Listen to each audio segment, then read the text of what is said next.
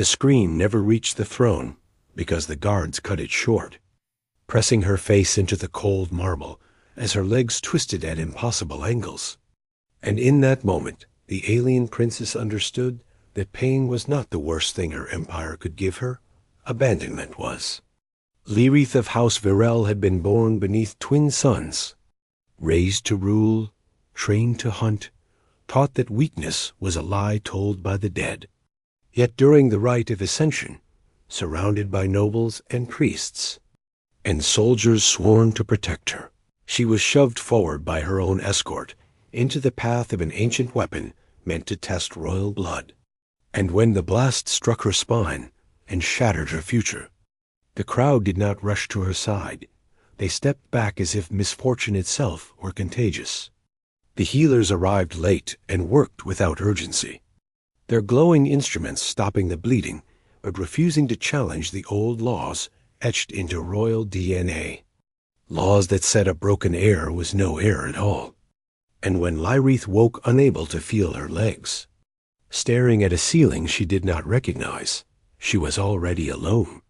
The Empire spoke softly of fate and loudly of stability, stripping her of command, title, and purpose with ceremonial words that sounded merciful but felt like knives. And she was moved to a remote orbital station where forgotten weapons slept and failed experiments were stored, a place where no one important ever came. Years passed there in silence, broken only by machinery and the distant laughter of soldiers who drank and argued about humans, calling them beasts, scavengers, monsters who survived only because the galaxy underestimated them. Lyrith learned the weight of her body by dragging it across metal floors, learned how long nights could stretch when no one came, learned how shame could rot faster than flesh. And she began to believe the Empire was right, that she was a mistake that should have died cleanly. She hated humans because hatred was easier than admitting envy for a species said to survive without permission.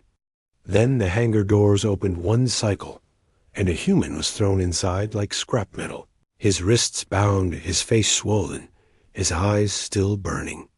His name was Elias Ward, a mechanic captured during a border clash, accused of sabotage, sentenced not to execution, but to slow erasure, forced to repair machines older than memory until his body failed.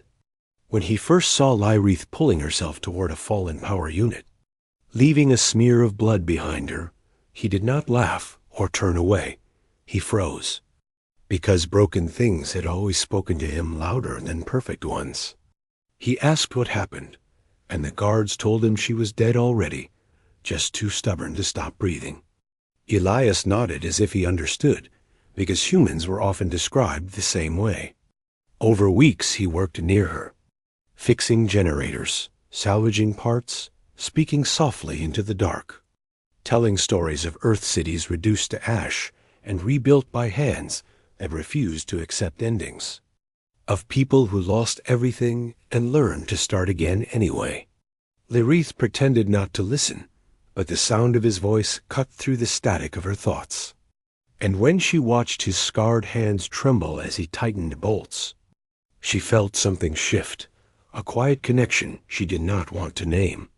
One night, after watching her collapse again while trying to stand, Elias said the forbidden words, said he could help her walk, and the guards beat him until his jaw cracked for daring to speak to royal blood.